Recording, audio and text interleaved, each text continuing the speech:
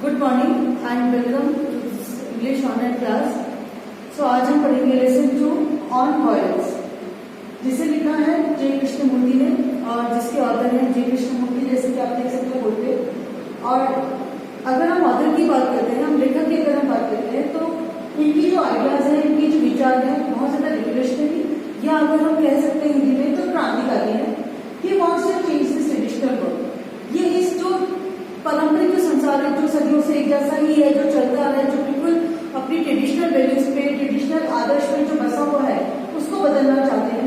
और ये पूरी तरीके से समर्पित है एक ऐसी सोसाइटी बनाने के लिए जो जहाँ पे स्टूडेंट्स और जो विद्यार्थी हो बहुत ज्यादा ब्रिलियंट हो, बहुत ज्यादा होशियार हो और बहुत बड़े बड़े विद्वान हो।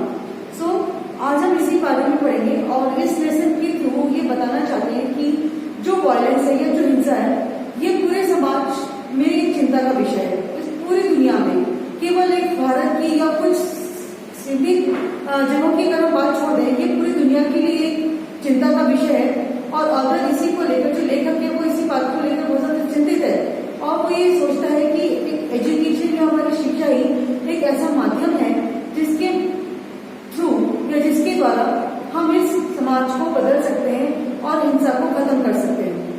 तो आज हम अपना लेसन स्टार्ट करते हैं on violence. There is a great deal of violence in the world. इस संसार में चारों तरफ हिंसा है, बहुत ज्यादा हिंसा है। There is physical violence and also inward violence.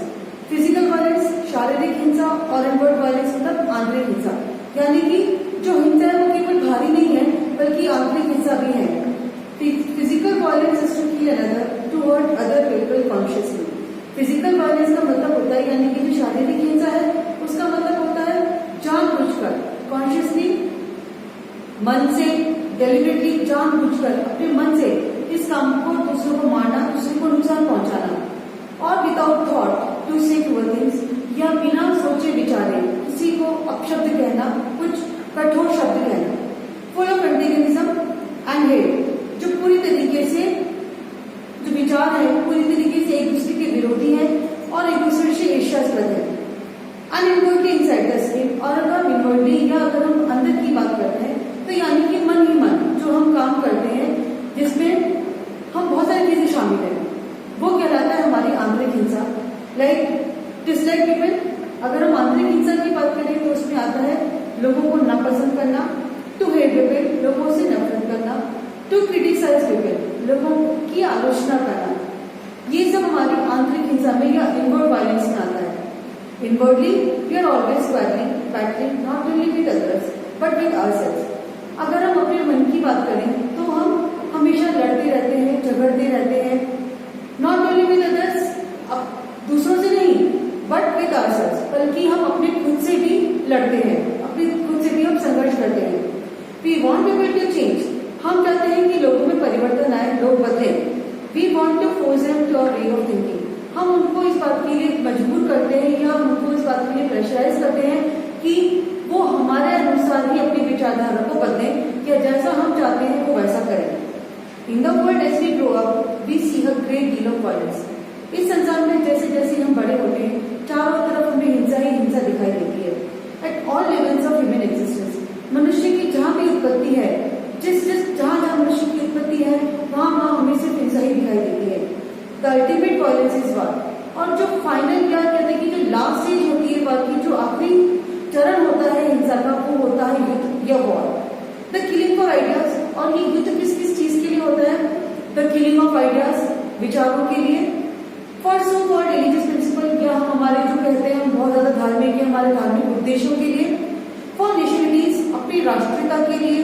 The killing to preserve a little piece of land, या फिर एक छोटे से जमीन के टुकड़े को सुरक्षित रखने के लिए, उसको अपना बनाने के लिए भी हम अपने युद्ध करते हैं। To do that man will kill destroy me and also wicked himself. इन सब चीजों को करने के लिए, यानी कि एक जमीन के टुकड़े को पाने के लिए या अपने धार्मिक उद्देश्य को प्राप्त करने के लिए, अपनी राष्ट्रीयता को पाने के लिए मनुष्य क्या करता है? मैन विल किल, मनुष्य जो है एक दूसरे को मारता है, डिस्ट्रॉय, विनाश कर देता है, ma'am and also wicked himself. Ma'am का मतलब होता है नुकसान पहुंचाना, दूसरे को नुकसान पहुंचाता है, दूसरे को क्षतिग्रस्त कर देता है, और ऑल्सो विकेड हिमसेल्फ, और खुद को भी मार देता है। There is enormous violence in the world, इस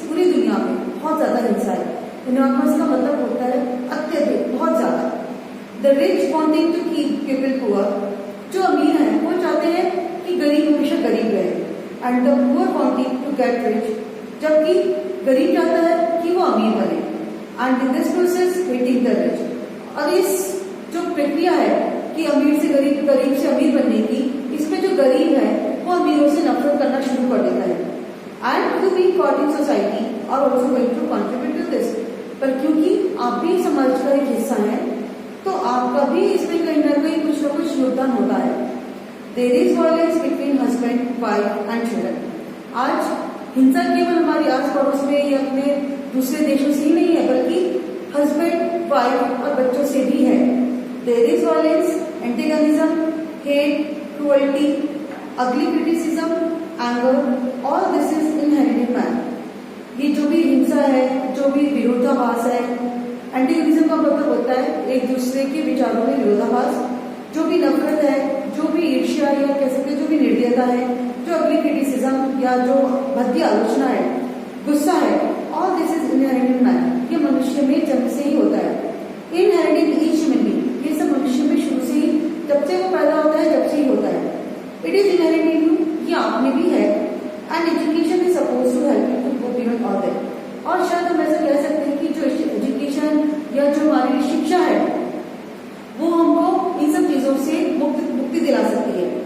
not purely to pass an examination and get a job. हमारी एजुकेशन का उद्देश्य केवल एग्जाम पास करना या नौकरी पाना नहीं है, बल्कि हमको हिंसा से मुक्ति दिलाना भी है। You have to be educated so that you become a really beautiful. आपको एजुकेट होना होगा, आपको शिक्षित होना पड़ेगा, so that you become a really beautiful, healthy, sane, rational human being, ताकि वाकई में आप एक खूबसूरत व्यक्ति बने, एक तार्किक व्यक्ति बने, एक स्वस्थ मानसिकता वाले व्यक्ति बने। Not a brutal man in a very clever way. एक ऐसा मनुष्य नहीं जो बहुत ज्यादा जानवरों की तरह से हो, जिसका दिमाग बहुत ज्यादा चालाक हो, who can argue and defend his brutality, जो हमेशा अपनी जो उसका वैश्यपन है उसको उसके लिए उसको प्रोटेक्ट करने के लिए, उसको सुरक्षित रखने के लिए हमेशा आपसे बहस ही करता रहे। You are going to face all this violence as you grow up. जैसे जैसे आप बड़े होंगे, आप इस हिंसा को फेस करेंगे, इसका सामना करेंगे। You will forget all that you have heard here. जो भी कुछ आप सुनते हैं या जो भी कुछ आपने सीखा है अभी तक, वो हो सकता है शायद आप भूल जाए। And will be caught in the stream of society, और आप भी समाज का एक हिस्सा बन जाए, यही समाज की धारा में बहते चले जाए।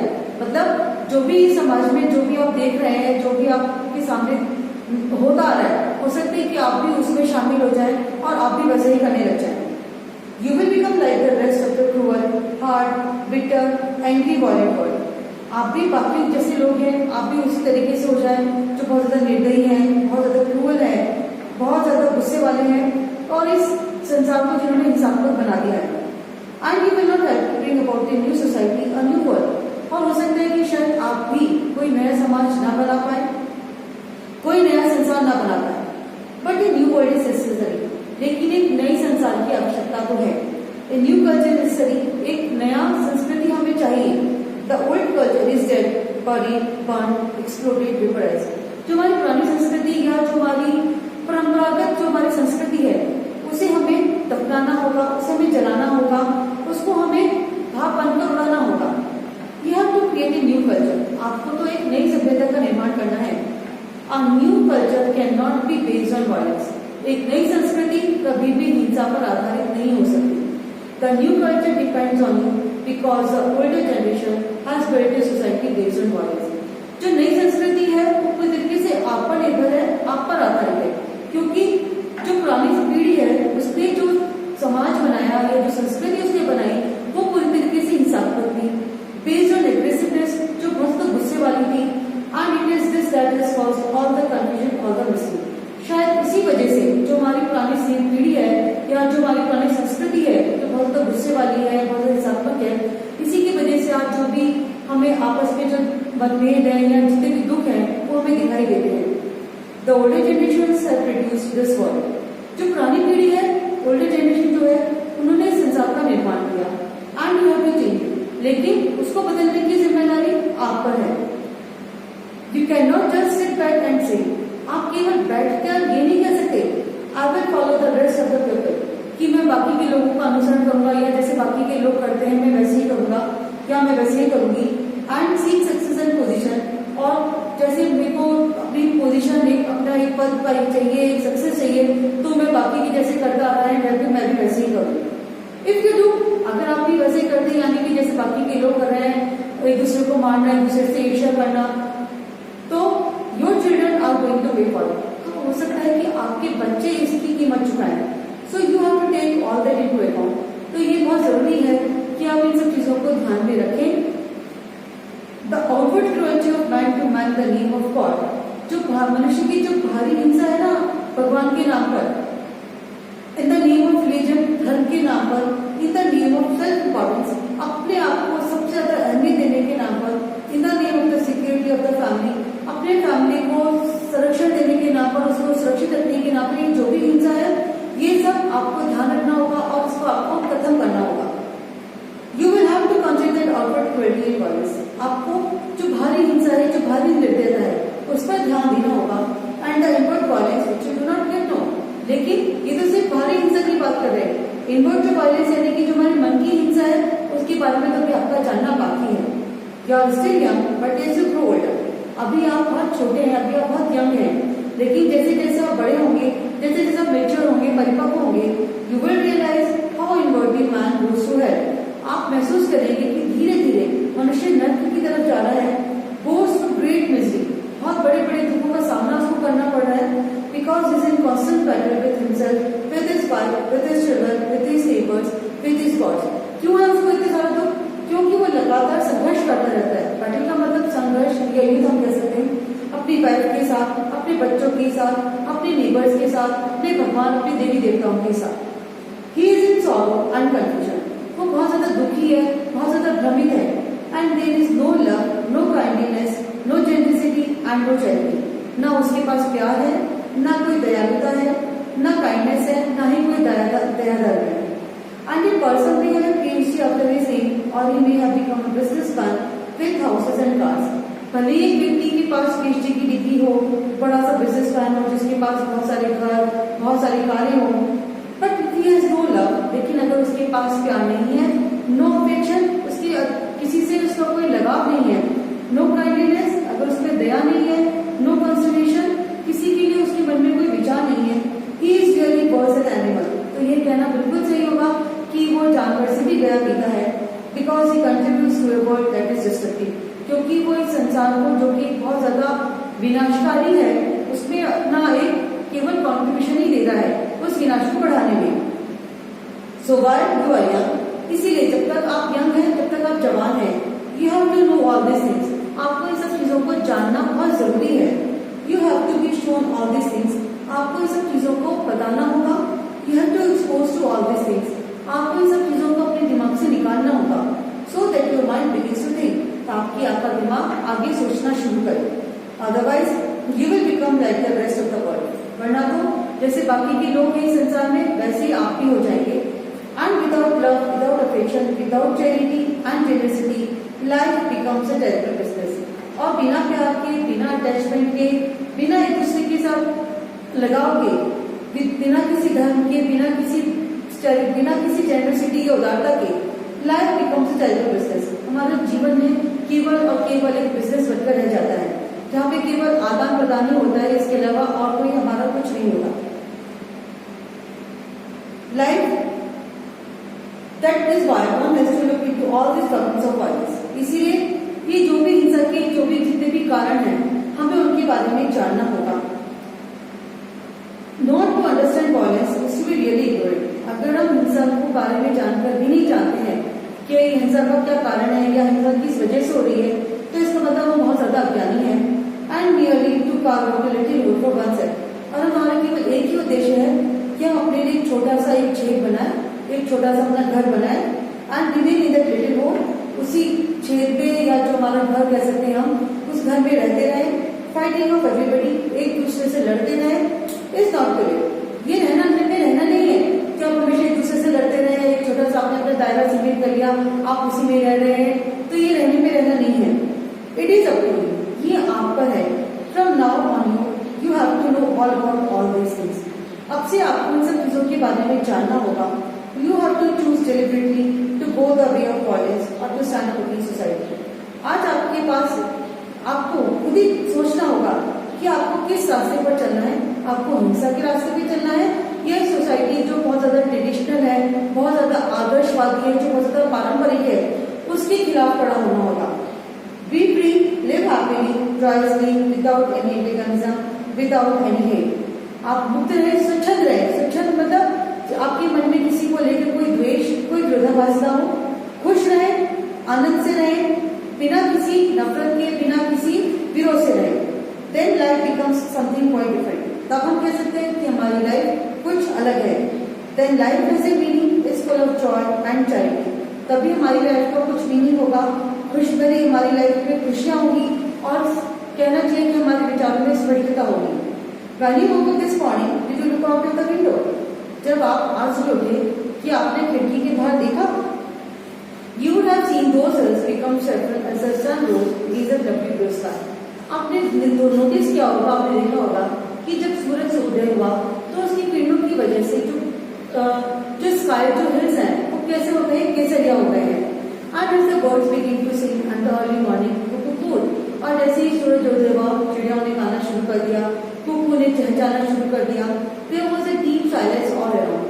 चारों तरफ पूर्णतः शांति थी। A sense of great beauty and loneliness. चारों तरफ सुंदरता थी, एकांतपन था। And if one is not aware of all that, लेकिन हम इन सब चीजों को देखकर ही अगर हम अभी तक जागरूक नहीं है, one might just as well be dead. तो हम बिल्कुल कह सकते हैं कि हम मरने के समान ही हैं। But only very few people are aware.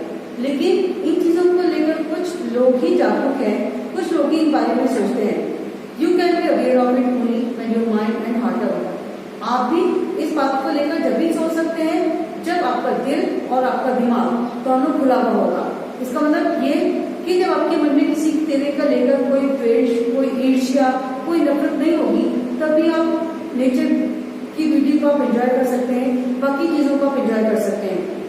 When you are not fighting, जब आप दिल में नहीं होंगे, when you are no longer violent, और जब आप बिल्कुल भी हिंसात्मक नहीं रहेंगे, मतलब जब आपको इन चीजों से डर नहीं होगा कि मेरा आगे क्या होगा, मैं अपनी लाइफ को किसी तरह सिक्योर करूं, और जब आपके मन में चीजों को लेकर किसी भी तरह की कोई हिंसा नहीं होगी, तभी आप हर चीज को एंजॉय कर सकते हैं। When there is joy, there is an extraordinary bliss of which very few people know. तभी खुशी होगी, चारों तरफ खुशियां होंगी, अथाह महासागर होगा खुशियों का, with very few people know, जिसके बारे में बहुत कम लोगों को पता है। And it is part of education to bring about that state in the human mind. और ये और पूरी की पूरी जिम्मेदारी हमारी एजुकेशन की, हमारी शिक्षा की है कि हम मनुष्य के दिमाग में इस चीज को लाएं और अपनी दुनिया से इस हिंसा को खत्म करें। तो अपना लेसन है इसको यहीं पे खत्म करते हैं। इसका जो समरी है या जिसको अगर हम शॉर्ट में कहें तो ये है कि आज हमें एक ऐसे समाज को बनाने की जरूरत है जो बहुत ज्यादा धैर्यशील हो, जिसमें उदारता हो, प्यार हो, हिंसा बिल्कुल भी ना हो। और ये कहना बिल्कुल सही होगा कि जो एजुकेशन है वो सबसे बड़ा अच्छा माध्यम है हमारी देश, समाज से, हमारे संसार से हिंसा को खत्म करने का। Thank you, that's all for today.